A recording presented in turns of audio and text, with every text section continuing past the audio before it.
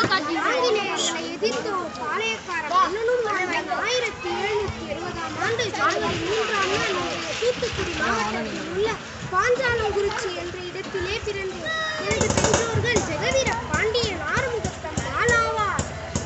எனது 30வது வயதில் 47வது பாளையக்காரராக பொறுப்பேற்று நல்வழியில் ஆட்சி புரிந்தேன். அன்றைய காலகட்டத்தில் ஆங்கிலேயர்களின் ஆதிக்கம் இந்தியாவிலோ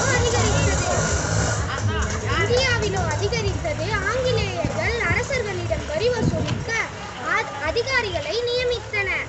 ஆங்கிலேய அரசுக்கு வரி செலுத்த மறுத்தேன். அதுவே எனது போராட்டத்திற்கு முக்கிய காரணமாகவும் விளங்கியது. அன்றைய காலகட்டத்தில் திருநெல்வேலியின் கலெக்டராக இருந்த ஜாக்சன் துரை என்பவர் என்னிடம் வரி வசூலிக்க நேரிலே வந்தார். வீரபாண்டிய கட்டபொம்மன் ஜாக்சன் துரை உரையாடல் இதோ உங்களுக்காக. சொல்லு. நீதான் வீரபாண்டிய ஜாக்சன் துரை என்பவனோ? ஆம்.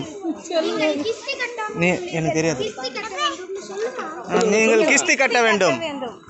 கிஸ்தி, திரை, வரி, வட்டி. வானம் பொழிகிறது, பூமி விளைகிறது, உனக்கேன் கொடுக்கணும் கிஸ்தி? எங்களோடு வயலுக்கு வந்தாயா? ஏற்றம் இறைத்தாயா? நீர் பாய்ச்சி நடு வயல் நிறைய கண்டாயா? நாட்டு நட்டாயா? களைபறித்தாயா? கழனிவாழ் உழவருக்கு கஞ்சி களையம் சுமந்தாயா? அங்கு கொஞ்ச விளையாடும் எம்புல பெண்களுக்கு மஞ்சள் அரைத்து பணிபுரிந்தாயா? அல்லது மாமனா மச்சானா? மானங்கெட்டவனே, எதற்கு கேட்கிறாய் திரை? யாரை கேட்கிறாய் வரி? போரடித்தினர் குவிக்கும் வேலை நாட்டு உழவர் கூட்டம் பரங்கியரின் உடலையும் போரடித்து தலைகளை நெற்கதிர்களாய் குவித்து விடுவோம், ஜாக்கிரதை. ஆங்கிலேயர்கள்